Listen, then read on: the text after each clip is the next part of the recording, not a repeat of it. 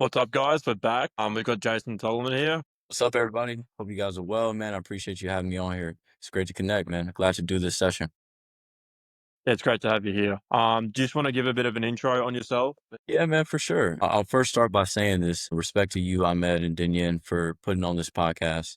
I don't do too many podcasts, man. I've gotten a lot of offers and conversations like we were talking about when we spoke. And so when Dinyan had reached out to me because he's somebody that I've connected with and we've done some calls and some mentorship, and then he's been on some of the mindset calls that I've done. I told him, I'm like, bro, if it aligns and it helps your audience, then and of course, man, where do I start with my story? So to keep it short, I'm from Indianapolis, Indiana, here in the States. I'm 28 years old. I've been an entrepreneur my whole life, man. I was the kid selling candy, selling t-shirts, whatever I could hustle up, man. If it was a blade of grass, I was trying to make a dollar off of it. So that was just me. I grew up as an athlete as well, played basketball. That was the foundation of what I did, but always had a bigger vision. Always knew I wanted to do something different with my life and grow and develop.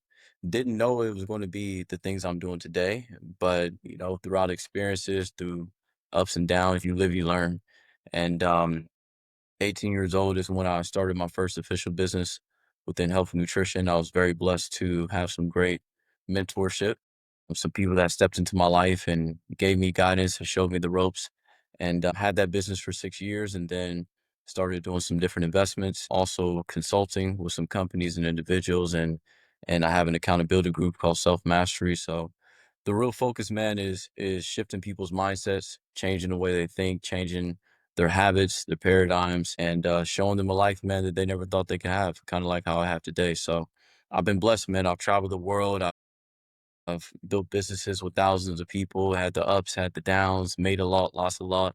But I guess all those experiences put you where you are today. Snippet of my journey, man. I have a family, daughter, she's 4 years old. What else, man? I mean, so many things have taken place in my life in a beautiful way. So I'm just grateful to be here with you guys, and I'm here to be an open book and bring value to the audience, man. Yeah, we're happy to have you. Great story, great person, great character. Appreciate it, bro. So yeah, I guess I'm gonna start with so when you and Denyon kind of met, like it was way back around. I think it was around October, September. I'm not sure, or maybe before. But Denyon, you had like some points on kind of mentoring your younger brother and like giving him guidance in life and all that. I just wanted to know like what kind of I guess you got advice from Jason. What kind of values, advice, points that positive points that you got from him, just meeting him and talking to him, getting mentorship advice. That's a deep one. So honestly, one of the best bits of advice I've got from Jason is just honestly just following the laws, and that's probably the one of the biggest cheat codes to all of life. Just because once you understand how the universe and the laws work, you can then sort of craft your life around an expectation of how reality plays out. And then once you like plant the seeds, you can like X, Y, Z results to happen. Obviously, if you put in the work and the time and yeah, long story short, just that and the importance of the paradigm shifting. Just because I was honestly like just before we started, I let's just say I used to like well, I used to be known as a guy who used to like go hard or go home, like because that's just the way how I am. I've never been that sort of light. Like there's no point of just dipping your toes in the water if it doesn't actually help. So using that shifting of paradigm because I still have a scarcity mindset, and Jason to help me create that more abundantly through universal laws and through many of his teachings like investments and other tools that he's provided.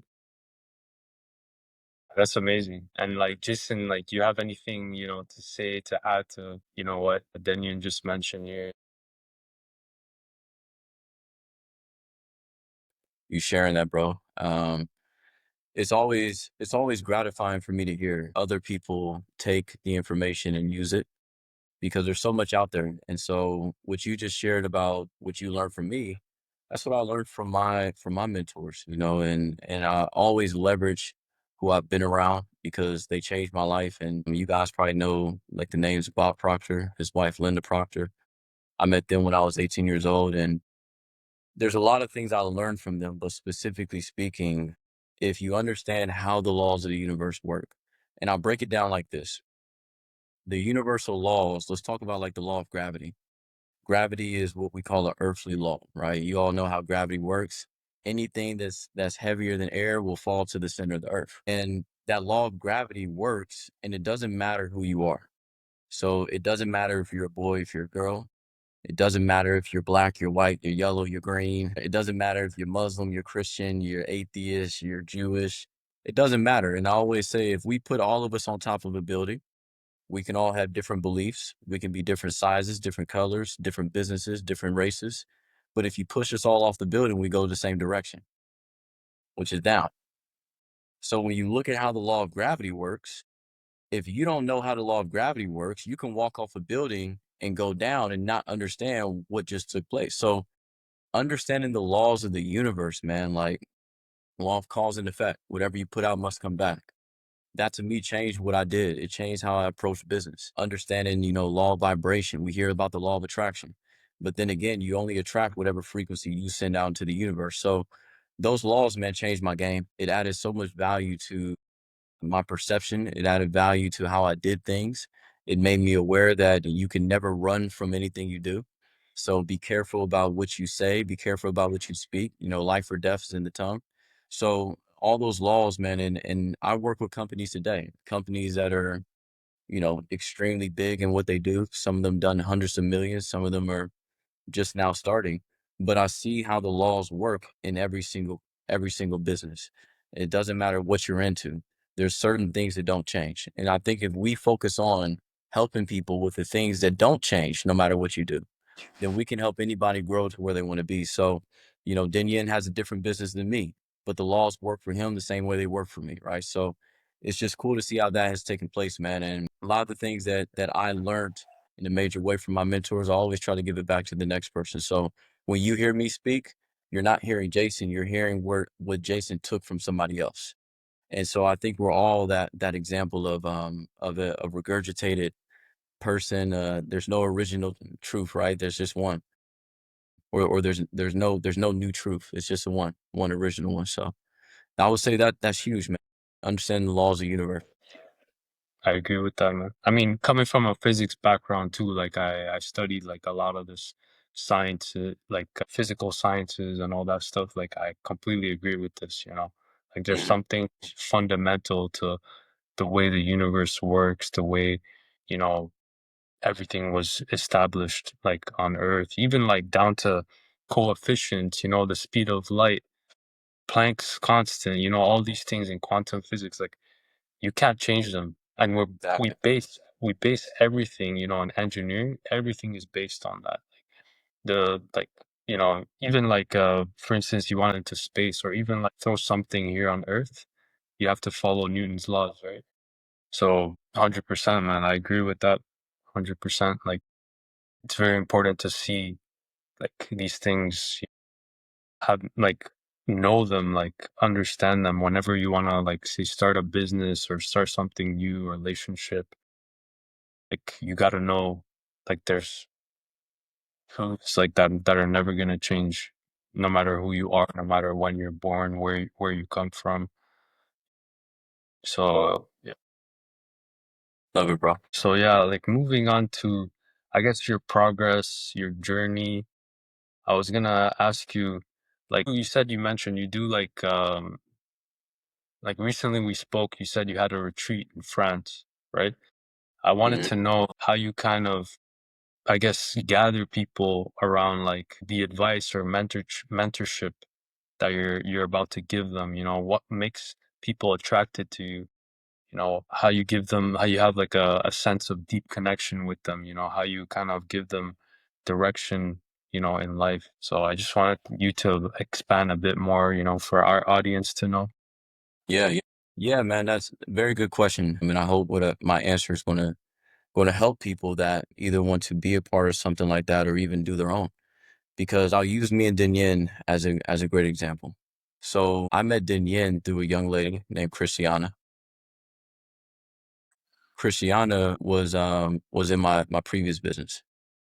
And so the thing that I try to teach people from that It's not who you know, it's who you don't know. That's key. So number one, if you're going to do something like that, you have to learn how to network. You have to learn the power of connecting with people and then connecting with those people's people. So that was something that happened between me and Danielle. I didn't know Danielle, but through a friend, she introduced me to Danielle on the call.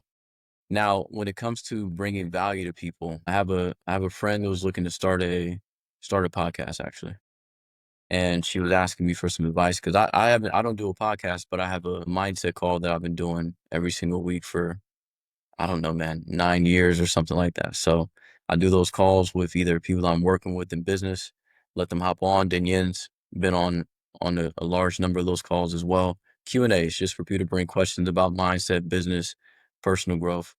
And anytime somebody wants to get into this space, number one, you have to find a way to present value to people. There's a quote that says, when value exceeds price and certainty rises, then you'll get then people will pay you. So when you have to find a way to always give more value than what people are paying. So for a long time, man, I did a lot of those calls for free. I was very consistent. That's another thing. People follow consistency. I was talking to someone the other day, and they weren't of a religious faith of Christianity, but I asked them. I said, "Hey, what day is church?" They said Sunday. I said, "What time does church start?" They said 9 a.m. I said, "You don't go to church, do you?" No. I said, "But how do you know that church is Sunday at 9 a.m.?" Because they've been doing it for 2,000 years. It's been every Sunday, 9 a.m. for 2,000 years. So when you study people that have left an impact, they were extremely consistent. So number one, you got to find a way to bring value to people. And number two, you got to have consistency. And that's something I've done for years, which is always trying to bring value. So when we talk about value, what does that mean? Value is not just me giving you information. Value is me sharing true life experiences. When you're building a business, when you're building a podcast, when you're building anything that's information oriented, the truth is good enough. Your real life experiences is what people want to learn. They want to learn more so not about even your successes. When I do my calls, I rarely talk about the successes. I always talk about where I stepped wrong, where I messed up, where what I should have done differently, where I could have been if I would have did this, the different things that I could have changed along the way. If I was your age, what would you do differently? That's a great question. If you get in front of somebody that's older and successful, ask them, hey, if you were my age, what would you do differently? What would you change? What would you have done? So when I do those calls, the value comes from my story, from my experiences. And because I'm always taking action on the information, I don't believe in just study, study, study. I believe in learning and applying, and when you get into personal growth, most people just read the books, they don't take action on it. So me, I have a lot of experiences because I took action on the things I was learning. And those calls have led me to build my network, and then when you're consistent, it builds trust. And then when you have trust with people, they'll take your advice, especially if you were the first one to wake them up, to give them information they never heard before. The greatest words that I hear from people, like even Denyen that I've worked with, or many others, is, "Wow, man, I never thought of it that way. Oh man, I never heard that before." Dan Yen is the one that said, "Man, I never thought of it like that. Never thought of it like that." And when you can get people to say that, that means you're the first one for a certain experience for them.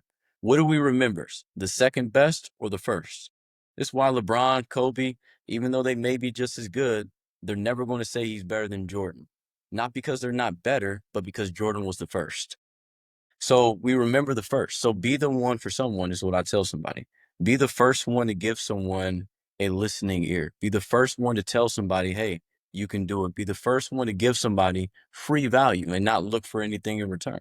And people will remember that, man. And so for years, I've done that throughout me building networks, building businesses. And so me doing the retreats, those actually came from me being a great copycat.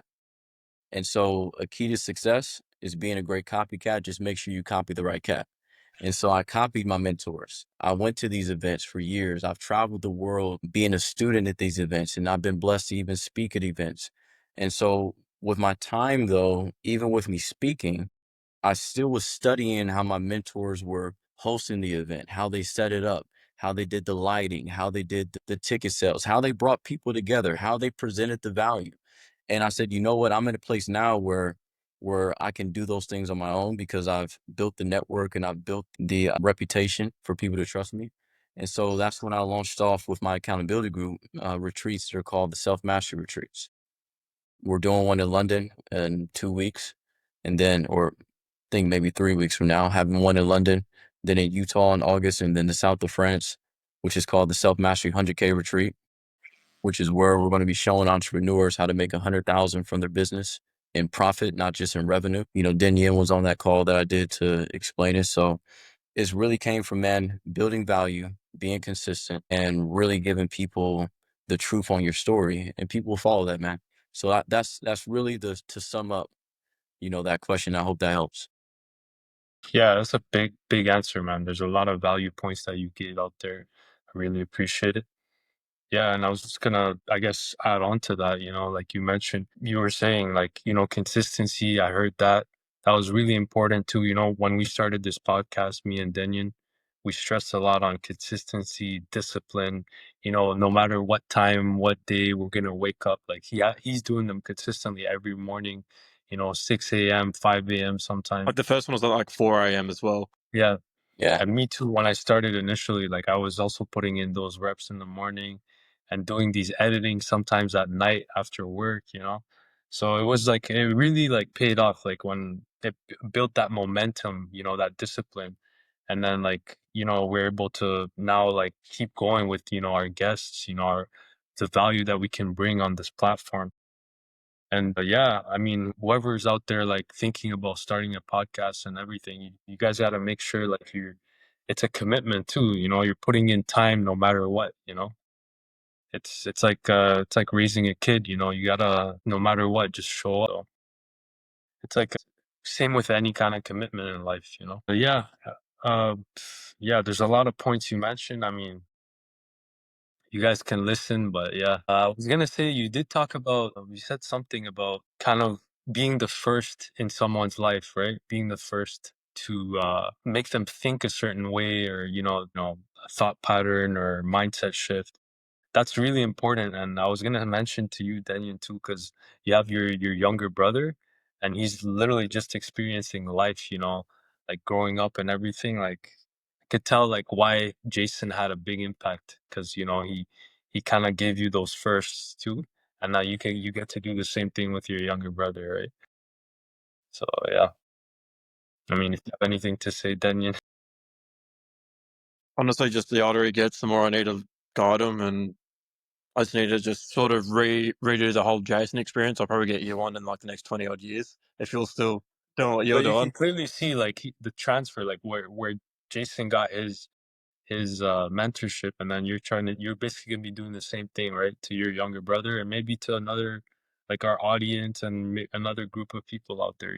The older we get, the more wise we get, the more experiences we have, right, and we get to yeah, transfer that. Also, another thing too that I wanted to mention is like, when you're describing those experiences, like initials, those firsts, it's like, you're also, like, reliving them in your mind as you're, like, verbalizing them, and I feel like that exercise of doing that, that's when people can actually feel that hit, they can feel that, "Oh, yeah, I didn't think of it that way." It's because when you have, like, that ability to kind of relive the whole experiences as you're verbalizing it, right? That's a talent too, honestly. It's like, it's a yeah, talent. And yeah. I'm happy you have that, like Jason. Like that's really nice. And Appreciate it, you bro. get better with it. And But you guys have it too, man. It yeah, comes from the word that you talked about really quick, Ahmed, which is consistency. So that word right there, if there was consistency is the most unsexy but dominant talent or skill set that you see in successful people, because you can't name a Ronaldo, a Messi, and Beckham and say they're not consistent. You can't name anybody we listen to on podcasts. You guys, okay, podcasts, Lewis House, Alex Hormozy, Jay Shetty. Man, I listened to Lewis House podcast the other day, and he said, man, the reason why I am where I am, because I've been doing this podcast every day for the last 12 years, or every week for the last 12 years. Consistency. And I had a mentor who was a billionaire, and he told me this. It was incredible. He said, commitment to continuity produces emotional stability, meaning where you're committed to the work and you're committed to the process, you'll be stable emotional. You'll be stable emotionally to be able to fulfill and continue to pursue it, because consistency is really the thing that takes people to the next level. Whatever's in front of us the most is what we buy. Whatever we see the most is what we do. Whatever we're programmed in front of is how we speak. If your mom consistently speaks English in the house, you're going to grow up speaking English. If you're around an environment that's consistently speaking negative in the house, you'll grow up speaking negative. So whatever is consistently done around you is what you're going to end up doing out of habitual pattern. So, bro, it's all about consistency, man. And again, really wanting to give value and making sure people get it. And I think that's what you guys are doing with your podcast. Yeah, man, I appreciate that too. Appreciate that remark. Yeah, I wanted to, I mean, Daniel, if you have any questions too, because I don't I've wanna got be the plenty. one always Oh, giving. I've got plenty. I've got literally an Go infinite ahead, man. list. Go My ahead, list man. is never going to And stop. Then we don't Jason have knows time that for as all well. your questions, bro. Yeah, yeah. Jason knows that as well. My questions ain't going to stop. Nah, go ahead, man. Go ahead. You can ask questions, man. Like I don't Yeah. wanna be the one all. So, could you describe your audience and why you got into entrepreneurship and what was your catalyst of being like, I have to do this and this is like my only path, and showing it to other people? How I got into entrepreneurship, man, interesting story. It happened when I was 4 years old. I'm being real. I'm telling you guys a real story. Then you, yeah, you probably heard me say it before, man. But when I was 4 years old, I would always ask my mom for the little Hot Wheels or Matchbox trucks. I still have them at her house. The little, trucks and cars. Yeah, I remember I used to do those too when I was young. Yeah. Mhm. Yep. And so we went to a grocery store called Marsh. It no longer exists. It's out of business, but it was right down the street from where I live. And they had this truck. I still have this truck today too. And it was a Dodge Ram, two-door Dodge Ram monster truck. It was like this big. It was $1.29. And I asked my mom, I said, "Mom, can I get this truck?" Because every time I asked her, she got me the truck. And I said, "Mom, can I get this truck?" And I don't know what it was or why she decided to do this day, but she created a monster that she didn't even know. And when I asked her, "Mom, can I have this truck?" She did the greatest thing she ever did for me. She says, "Son, this truck I'm not buying for you. You're going to have to earn it." And I promise you, I was cleaning stuff that didn't need to be cleaned. I was asking her, "What can I do?" I was saying, "Can I take the trash out?" And I just took it out. And I was thinking, I was coming up with ideas. And eventually I did enough to earn the $1.29. And I bought that truck. And to me, that's where the entrepreneur mind of, okay, I can get whatever I want if I'm willing to put in the work to achieve it. That's where it started. And so, man, anytime growing up, I was the kid with the lemonade stand. "Hey, bro, go back and get some more sugar." I was the kid that sold the candy. Me and my friend, I have a friend today. He's playing in the NFL with the Cincinnati Bengals. His name's Chris. Me and Chris, we had our business in high school where I got the Arizonas, he got the candy. We went into locker rooms, we sold the candy. We had foot soldiers. We had the janitors holding our drinks to keep the drinks cold. I mean, we almost got kicked out of school for having a business. Matter of fact, we got shut down. Our operations got shut down very fast because we were on our verge to make more money than the teachers, right? So at the end of the day, man, I am what you call a true entrepreneur, meaning this. I didn't do it because I wanted the money. I did it because I love the idea of turning nothing into something. I love the idea of me finding a pencil on the ground and then selling it to a kid for 25 cents. I still have that urge today where I'm like, I can find something on the ground and I'm like, I don't need to do this. Why am I thinking like that? But it's still in me. So that's where it started, man. And it's been that way ever since. Now it's just magnified on a bigger scale. But it started, man, from my mom doing the greatest thing she did for me. "Baby, I'm not going to get this one this time. You got to earn it." So with my daughter, I do the same thing with her. "What do you want?" And here's a rule. All right, Dinyan, you got a younger brother who's 1 years old. I have something that I do with my daughter, and there's two things. I never tell her no when it comes to things that she wants to have. and I never look at a price tag when we go out to shop. Here's why. If she says, "Daddy, can I have it?" I will say yes, but I always say yes. You can have it, but you got to earn it. And she has a point system to where if she makes her bed, she gets 5 points. If she feeds the dog, she gets 3 points. If she listens to Minds Right, which is her personal growth, she gets 5 points. Then those points can be used to watch Bluey. Those points can be used to get a sweet treat. Those points can be used to get a toy. Each 10 points equals $1. And I learned that from a mentor who had the same system with his kids, but I never tell her no. And if I do tell her no, I explain why. But I never just end it with no. It's like, you can't have it right now, or no, not right now. Let's work on a way how we can get it for you in the future. And then when we go out to shop, I never look at a price tag. Now, let's say somebody may not be able to afford that, right? But here's what you do. You ask your child, what do you want? They can point at the most expensive peanut butter. Never say no because of the price. If they point at something you can't afford, you work with that child and say, hey, okay, right now, we may not be able to get it now, but how can we find a way to afford it? So that's what my mom did with me. And she had no clue what she did. Absolutely no clue. So it started there, man. And I think as you grow and develop, those experiences never leave you, as it's never left me because it's so vivid. Yeah, I agree with that, man. Especially like those experiences you get, like early experiences when you're a kid, and you know, sometimes it defines you, right? It marks you.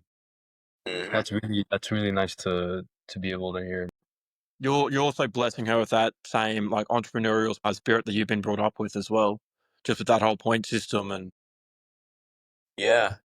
Yeah, man. Again, I'll share with you guys the podcast that one of my mentors shared that on. And he was saying how, because when he was growing up, he wasn't as privileged, right? But he's big time multimillionaire now. So his kids have access to a lot of things. So what he designed, his name is Chris Estes, actually. And he set up something called Estes Academy. And he said the academy is, his kids are 16, 15, 13, and he just got a newborn. He says if they read a certain number of books or specific books that I tell them to, then that will acquire a certain amount of points, which will allow them to, at that age, buy a bicycle, go hang out with their friends. So he's got his 16-year-old kids, 15-year-old kids are going to Ed Milet seminars on their own, listening to podcasts. They use the podcast app more than Apple Music app. And I said, and so again, it's okay to be a copycat as long as you're copying the right cat. I am a big copycat. I said, you're doing that with your kids? And I said, you know what? I'm going to do the same thing with my daughter, because when I'm building my businesses, understanding compensation plans, right? How you're getting paid from the sale or the transaction, and how reward systems work, because that's what gets people moving in life and business, right? If you have employees, if you have a team, you want to set a reward systems, because people move towards rewards. So understanding how the mind works, conscious mind, subconscious, and how and what gets people moving, what actually moves them. That's the biggest thing that I think, if we work on the younger generation, instead of telling them, go to school for what? For what? Unless you got a specific thing you want to do, right? Study math for what? I haven't used algebraic equations. I've only used simple math, addition, subtraction, multiplication, and division. Right? So at the end of the day, if we would get these kids and say, hey, come here, let me ask you a question. What do you want? At 5 years old? Yeah, at 5 years old. Man, I want to fly helicopters. Okay, let's put you in a school that teaches you how to fly helicopters. We would solve a lot of the world's problems by simply asking people, what do you really want? Where do you want to go? What do you want to do?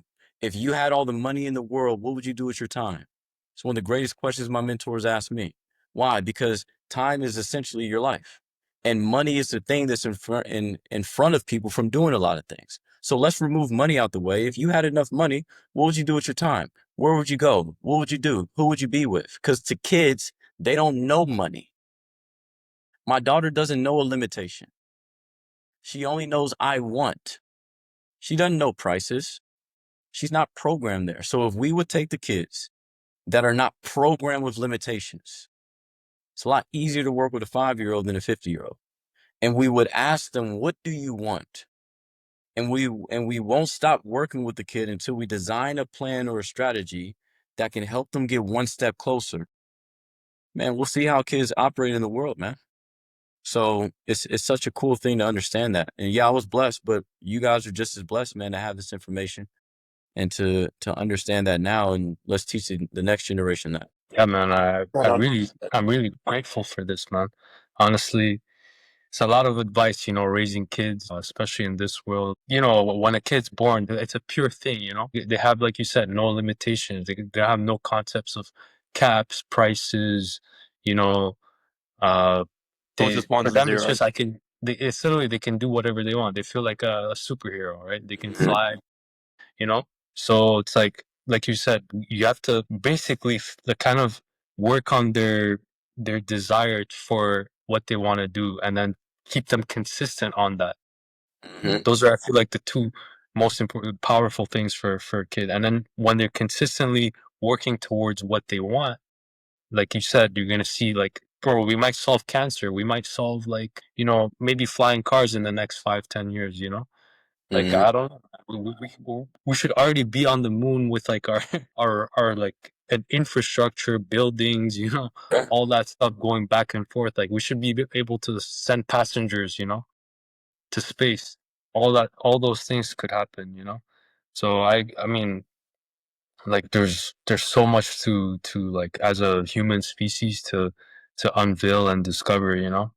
Especially, yeah.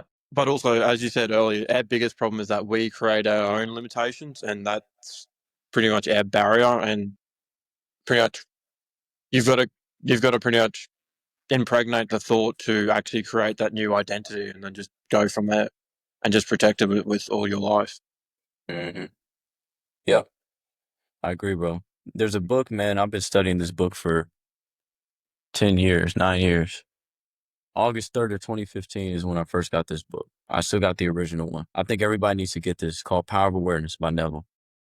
Bob Proctor actually told us to read this. And in the chapter 3, Danielle, I think this is where you're talking about. It talks about how, okay, I'll just kind of read it for you guys, man, because it's huge. But it says, unless you offer your goal human parentage, it's incapable of birth. But the biggest thing, it says man's chief delusion, which chief delusion means greatest misunderstanding. Chief means greatest, delusion means misunderstanding. It says man's chief delusion is his conviction that there are causes other than his own state of consciousness. All that befalls a man, all that is done by him, all that comes from him happens as a result of his state of consciousness. A man's consciousness or level of awareness is all that he thinks and desires and loves, all that he believes is true. Okay. Whatever your consciousness is just saying whatever you believe is true, right? If you believe that the world is bad, that shows your level of awareness. If you believe the world is good, that's your level of awareness, right?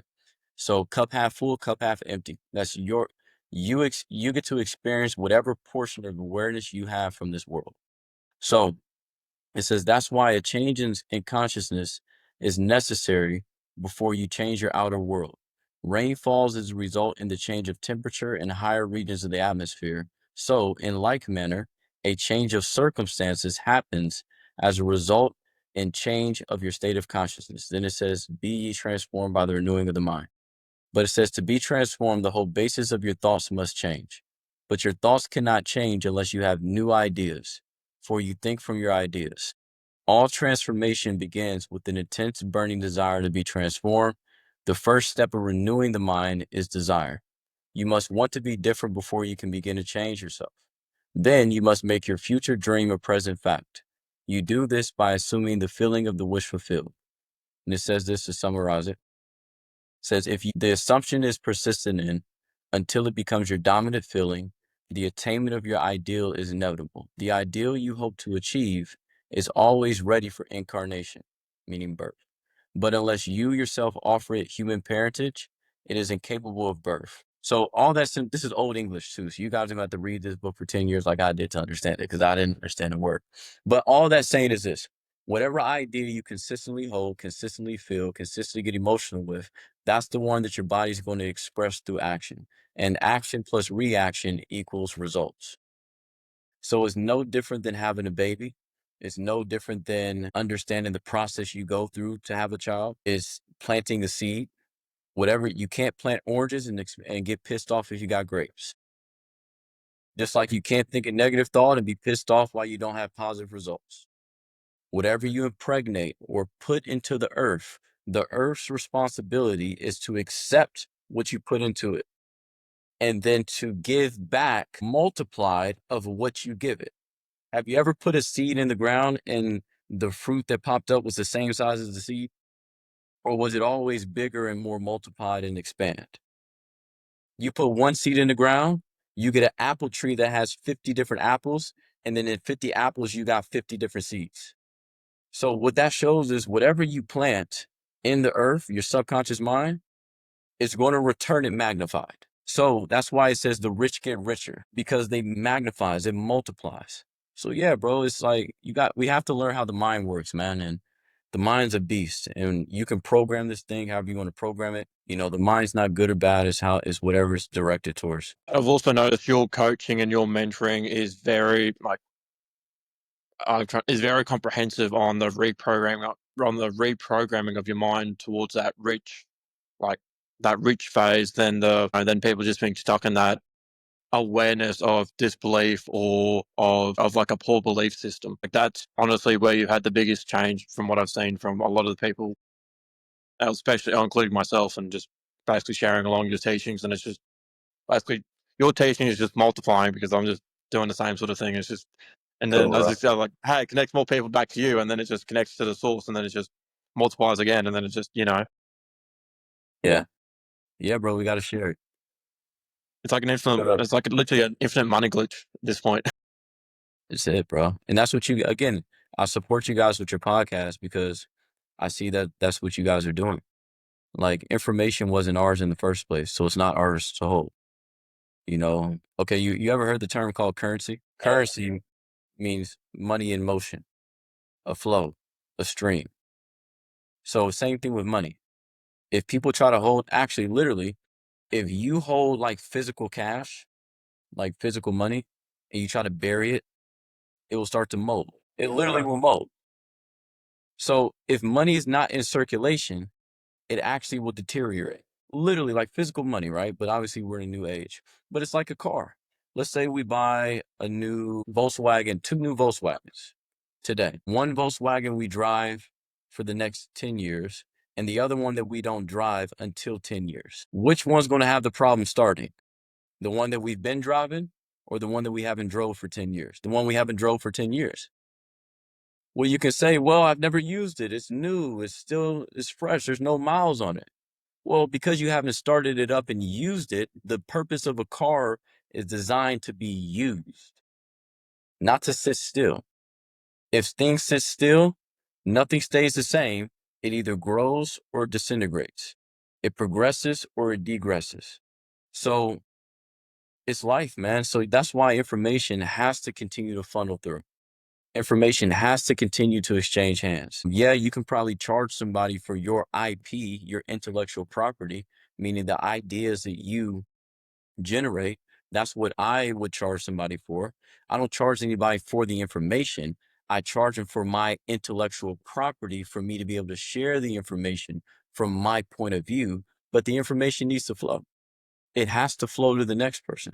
So it's such an important thing for more people to have podcasts, these stories. It's not saturated. We're not beating CNN. So until we're not beating Fox News, we're not beating ABC nightly murder news. We're not beating them yet. So there's still not enough people doing what you guys are doing. So if you're watching this podcast, reach out to Ahmed, reach out to Denyen, ask them, how can I work with you guys? How can I learn from you guys? Can you teach me how to do what you're doing? And don't be surprised if they say, hey, yeah, I'll do it, but you owe me this. If they're not charging you, I'll tell them to charge you because you need to value it. So at the end of the day, this is how we keep the information going and we bleed into the next person. Because again, like we talked yesterday, What's our 100-year plan? I could go What's on the for hours. I've got an idea. I've got it all mapped out, but I could go on for hours. Yeah. What's our 1,000-year plan? Are we thinking beyond when we're here? What are we going to leave behind? What's the purpose of us being here? On the last mindset call I did, I told the group, I said, there's two things you need to find: your gift and your purpose. Why does it do this? I got no AI. idea. AI. I don't know, celebrate, man. But AI. Anyways, the purpose and the gift, these are two huge things. Your purpose is why you're here. All right. Meaning, if you're not here, what are we going to put on your tombstone? Oh, he was a great student. No, what are you here for? And your gift is the skill set you possess that's God given. I break it down like this. I heard Steve Harvey say this. He said, your gift is the thing that you do the best with the least amount of effort that has the potential to impact the most amount of people. What is the thing that you do the best with the least amount of effort that has the ability to impact the most lives? And then what is your purpose? Meaning your reason for being here. How can you tie those together and use that to serve the next person? That's all it is. I've just found my gift and I just found my purpose. When you can find those two things, and as an example, my purpose is to first show myself a lifestyle I never thought was possible, and to second, give that same experience back to others. Hence why I'm doing those retreats. And my gift is the ability to generate ideas and solutions almost instantly. If you tell me a business, I promise you I'll have numbers written up so fast, it'll blow your mind. That's a God-given gift that I didn't understand until recently. But when you find your gift will make room for you. You can be in any business and use your gift. Your gift would uplift anything you do. If it's a podcast, you find your gift, it's going to uplift it. It could be working in a restaurant. You find your gift, it can uplift it. So find your gift and your purpose, and then use those to keep sharing this flow of information with the next people. So that's huge for your audience to understand. So follow these guys if you're watching this on recording. Thank you a lot for Also, just out of curiosity, how did you end up finding your gift? Yeah, great question. Oh, here it's crazy, bro. It's crazy. It really is. Other people. So let's say me mentoring you, right? Or let's say if I'm working with somebody, like, hey, what's your goal? And then I'm up here drawing up the goal. You want $1 million? Okay, that's 83,000 a month. That's 20,000 a week. Okay, how much are you selling your product for? $50 for the product. We need to make 20,000 a week, so we need to sell about 44,000 orders. Blah blah blah. Multiply that by this, and so I'm up here doing numbers, and then someone's like, "Wow, you're really good with numbers." Then I'll do another conversation, and someone's like, "Man, you mapped that out fast." Then I'll do another conversation. So I start to hear people compliment me on the same thing.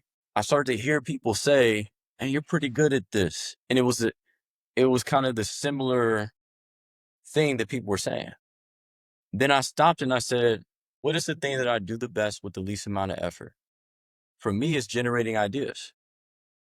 Like I was talking to my friend who has a energy bar company. We were shooting ideas. Then my guy who has a trucking business. Then someone who has real estate. Like Den Yen, when we get on the phone, we're just going to shoot ideas. And it would just flow.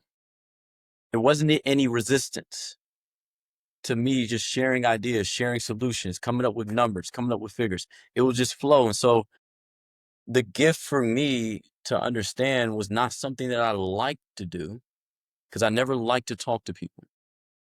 But the gift says the thing that you do the best, and what you do best is not always what you like.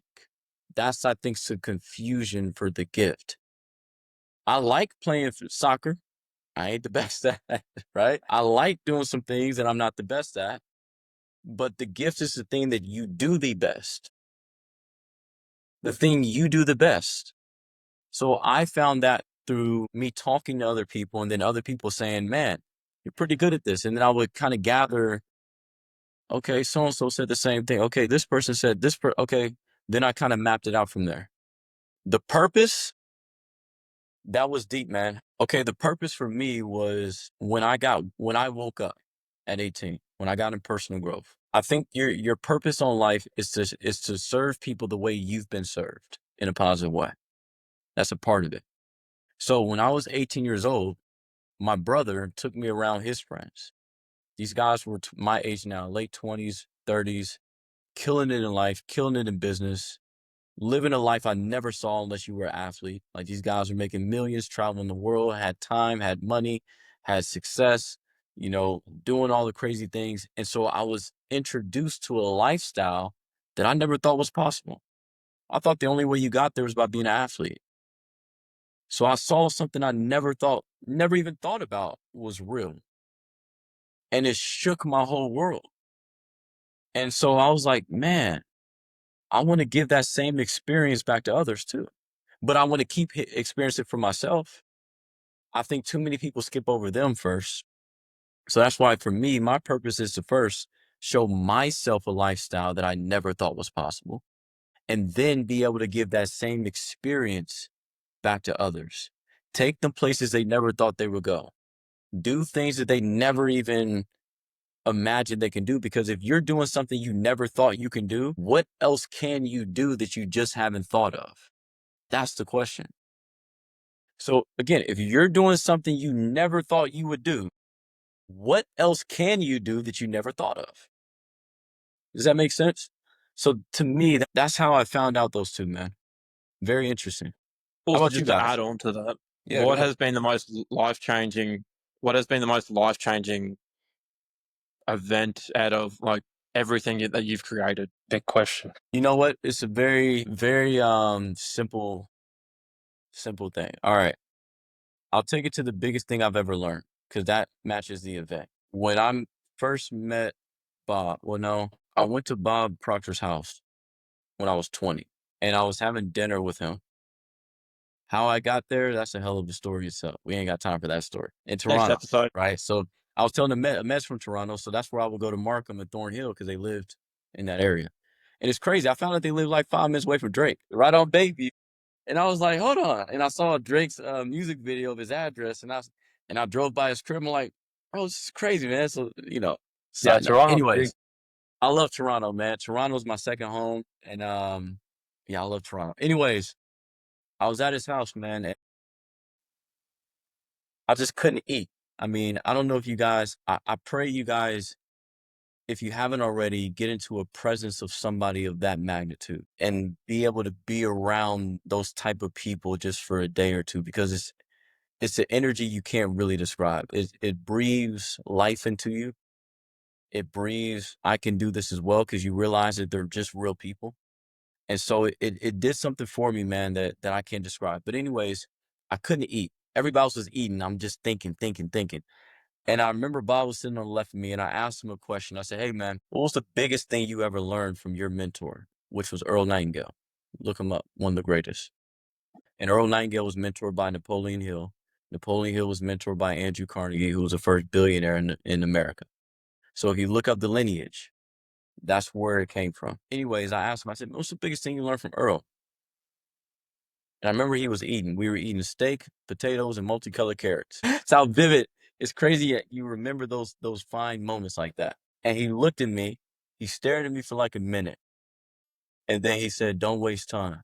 Then he went right back to eating. Now, at the time, I'm like, that's it. I'm like, that's all you're gonna tell me, man? Like you're not gonna, give me like a speech or something. Just don't waste time. Every day I wake up, I hear that man in my head. Don't waste time. Don't waste time. Today in the shower, I heard him in the shower. Don't waste time. Don't waste time. Don't waste time. There's no experience I had that has ever came close to that because of how simple and direct and how important that is. Because bro, we can spend 40 grand and get that back. We can't spend 40 minutes and get it back. When it's gone, it's gone. It's like oil. It's an unrenewable resource, to thus as we know. So whatever people believe, if you believe in reincarnation, cool, bro. But as far as I know, we only get one of them. So don't waste time. Leave everybody with the impression of increase. Make sure people feel better because of you, because you're around them. And so, man, that's probably the biggest thing, man. I got a lot, but that was probably the biggest experience. It's crazy how it's just so simple, but it just programmed you, every single day. And even me too, like my mom, she tells me the same thing. Like there's a saying in Arabic, like I could translate it, not maybe just Yeah. like the meaning. Time is like a sword, right? Like if you don't use it, it's gonna cut you back. It's gonna like hit you back pretty Mhm. much. So it's the same thing. Every day I also hear the same thing, when I'm at work or I'm doing something important or the podcast at the gym, I want to every minute of that dedicated goal that I set for myself for that time block. I'm like, okay, at least these words that come into your mind, even subconsciously, it keeps you going, it keeps you, productive. So I love it, man. Yeah. I love that you shared that, bro. Appreciate that. Dinian, how about you, man? I was just thinking I'm already in that sort of mindset, but that's why I'm just like, give me like that's why I was telling you about this. That's why I was telling you about this morning about the new business idea I came up with last night. I watched a video of like one of the guys who was on the podcast, and I'm like, I've got to be doing the same thing. I'm going to become more successful than him. I'm like, what's something that I could use to leverage? We can help everyone out, and it doesn't like. Have you seen issues with like other online universities? How they just don't act. How they actually. It's more it doesn't get them from point A to point B in the fastest time possible. So let's just say make 10 grand in like 90 days. So we can help them do that to that. And then they get access to my network through, let's just say if I've got a sales coach, you're a mindset coach, and many other coaches. So I'm just like, what's the quickest way they can not waste time and not be stuck in that same loop that I've been stuck in for since I was like 16? Like my biggest problem was when I started my first marketing agency was I had one client. That's all I did because I negotiated with one of the teachers because I had like a family business. But I'm just like, I don't want to. I don't want them to go through that. This is also partly why we have the podcast. I don't want them to go. Well, they got to go through the trial and error, but I don't need them to waste as much time as what I have. The clock is ticking. I want to. I want to have a family soon. So if I can get my businesses to basically put all the output out as soon as possible, like because I'm planning like to at least have like 20, 30 businesses by the time I'm like 30. So yeah, I'm just trying to get that output out. And I'm just like the still I'm starting to feel like the bleeding of the sword because I'm just like time's ticking. I gotta get all this stuff sorted. I'm not gonna be here for too much longer. I want to set up that legacy now. Yeah. Yeah. I think we're all on the same frequency, man. And that shows your level of awareness when you can really understand like how valuable time is. Which I have two perceptions with time too, because time is man-made, right? So there's that perception of if God did take away time, how would we do things? What would we do? But I learned this, Dinyan and Ahmed, that really helped me. Most people use time for procrastination and stagnation, but time is best used for urgency and action. So what I mean by procrastination and stagnation versus urgency and action, if we're going to use time to our benefit, we use it to increase our urgency and our action. I'm sorry, for structure and urgency. Sorry, structure and urgency.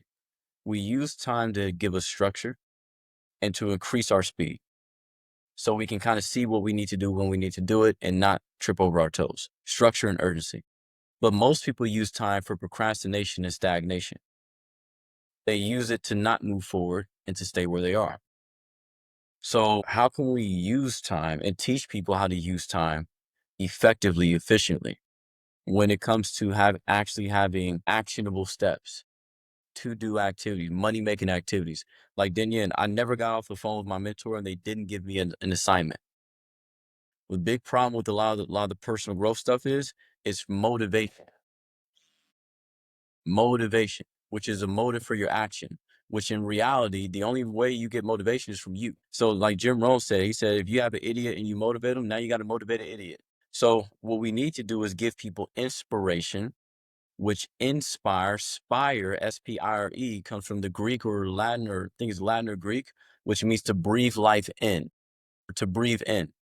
So you inspire people by breathing life in them. And how you inspire somebody is not by what you say, it's by the example you set of action.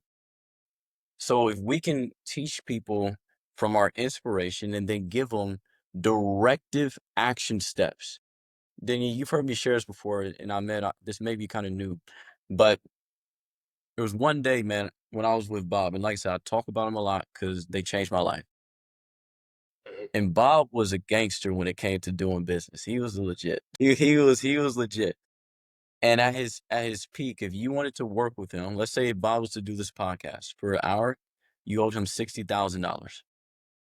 If he was to mentor you for 6 months, he would charge you anywhere from 250,000 to $500,000, and he'll talk to you 2 times every single month for 15 minutes each on the phone for 6 months. And if you didn't do what he said, he fired you and he didn't work with you again. I got it on recording.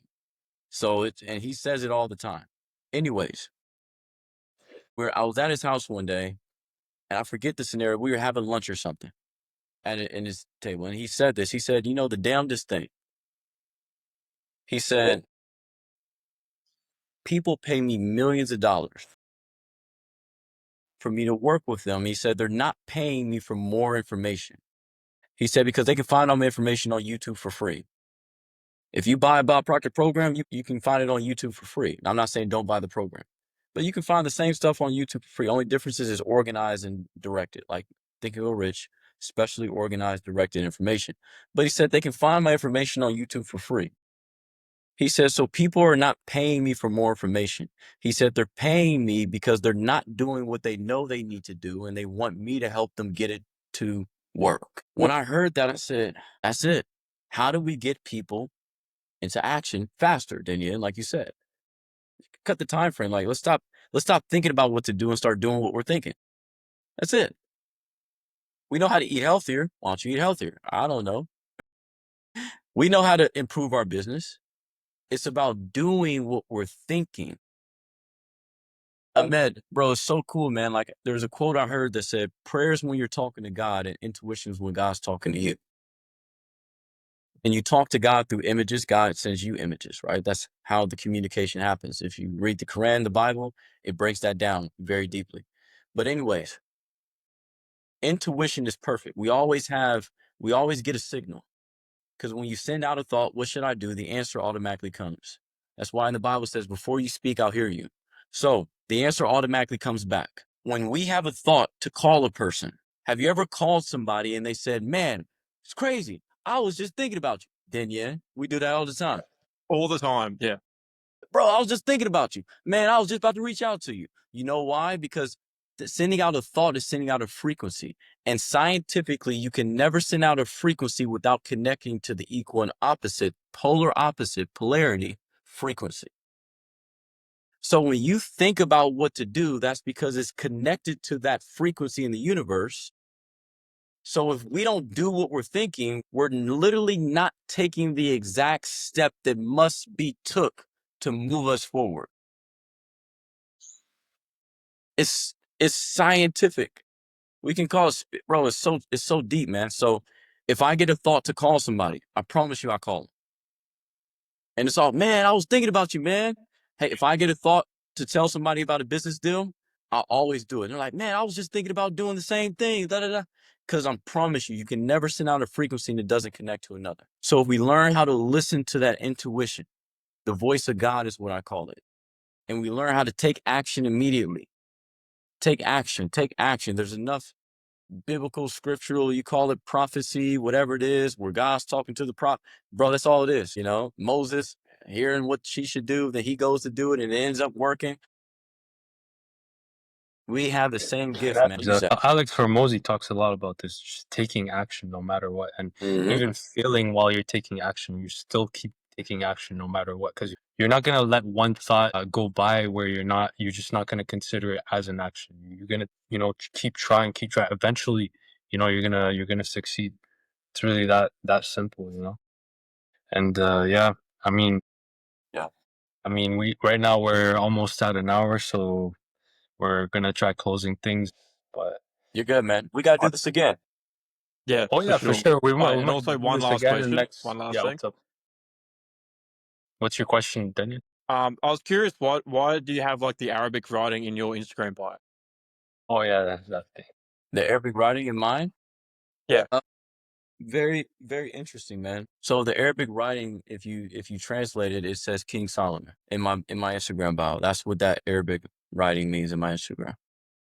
And so I have a friend who's Muslim, and he kind of educated me on that culture, and I respect it. but I'm big on understanding what was actually being written.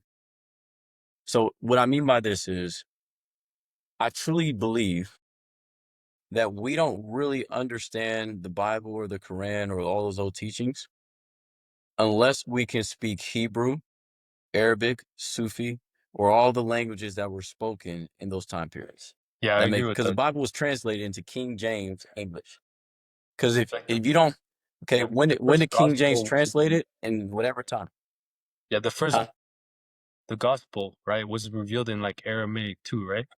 Which like no, even some languages like they're outdated. Nobody even talks about like they don't speak that language anymore. Even for the Quran, the Quran like that Yeah. Arabic today, present day Arabic speakers in all countries, Saudi Arabia, Egypt, Morocco, they don't speak that Arabic. It's not the same. It's not the same Hmm. level. I didn't even know there was It's different types of like Arabic. the richness, the richness in that language today. It's just like it's like we're speaking like even today, like Toronto slang is like the richness of like old English versus like Toronto slang. It's like the same kind of like generations of the language just got like contracted, meanings got shortened out, like they got shorter, words got shorter, so people can get their message across like quicker. So it's not the same. Yeah. What was you just keep carry on with the point. Sorry, I Yeah. just small bracket. Yeah. No, you're good, bro. You're good. It's like Yeah. we don't even learn how to write in cursive anymore, right? Mhm. So we used to learn how to write in cursive where I'm from at least. Now they don't even teach that really because it's a little outdated. So for me, I love history. I love studying that region of the world because that historically is where things started, right? And that Africa, the part of Asia. So for me, man, it was interesting because I had went to Dubai and growing up in America, especially if people don't travel or wherever you're from, there's always a perception of a certain place. And my perception of the Middle East was like a lot of people's perceptions growing up, not now, but obviously growing up, where the only thing we were shown was that one little tiny area where they had war. That's all was shown. That tiny little dot in the middle of Iraq where they had a bomb exploded. That was shown on. That was the only thing shown. Right. So me growing up, I grew up very curious. Someone asked me the other day, they said, bro, like, what is the thing that keeps you going? Curiosity. It's the only thing that keeps me going in life is I'm just curious. And so I started to be curious about different regions. So I watched a lot of history shows. I watched a lot of travel shows. I watched a lot of ancient Egyptian transcripts or understanding hieroglyphics or that part of the region, the kings, the queens, the monarchs, the Kemet times before it was called Egypt by the Romans. So all those different things I looked at. And so I enjoy understanding cultures. And also for me having business in 40 to 50 countries, I had to learn how to communicate, and I had to learn how to do a call where I got Christians, Muslims, Buddhists, people that I don't know with the spiritual people, and I had to learn how to do a call where I could keep everyone's attention and not offend anybody. That's hard to do, man. And then, you get on the call talking about Jesus, and then now you're talking about Muhammad. It's like I had to learn how to not offend people, right? Because I'm working with so many different cultures. Then I went to Toronto. And bro, when I went to Toronto in 2016, the craziest experience I've ever had. I'm in America, in Indiana, where you can see segregation. You can see, this side is where white people live, this side is where black people live. You know that, right? When I went to Toronto, we were on probably right off of 401 or 404, right off the highway, passing a Mhm. Good Life Fitness. Shows you how long I've been going to for a long time, man. But anyways, I'm in a car, I'm in an Uber. I'm probably on like Young Street. I'm on Young Street going downtown. And I see four kids walking on the side of the road. My first time ever seen this. One was Eastern Asian. One was probably from India or Iraq. The other was white Caucasian. And the other one was African black. Bro, I had never seen someone from Asia or India or Africa or even white Caucasian walking together, talking, being friends on the same street. in Toronto, and you know, Ahmed, because that's how Toronto. And then I'll see the Oh, Vietnamese restaurant next to a Japanese, and next to a Jamaican restaurant. Then you see a KFC right there. And I said, "What? It's it's crazy." crazy. Like So when you those travel, experiences, yeah. like So when you're just traveling, sorry. curiosity, man. Mhm. Go ahead. 100%. Yeah, I was just gonna say, like, I have even here now when I moved to Montreal, it's more mixed than like Toronto. It's insane, like, because now it's not just the culture, like the different races, but it's also the languages too. Like you got French, English, Spanish. A lot of people just on the street just talking different Arabic slangs, dialects. It's incredible. I'm getting connecting message on my side. I don't know, but yeah, I mean, we got a long conversation. I'm super grateful for your time, Jason and Denyon, of course. It's amazing to have you on here. Like, honestly, the amount of information and the amount of value that you've shared with us is incredible. Yeah, I'll be back, man. Like, let me know when we can do this again. And it's been an absolute pleasure to have you on and sharing all the gifts and gems that, yeah, you've been sharing. It's been incredible. Of course, man. Well, I'm proud of you and Ahmed for putting this on, man.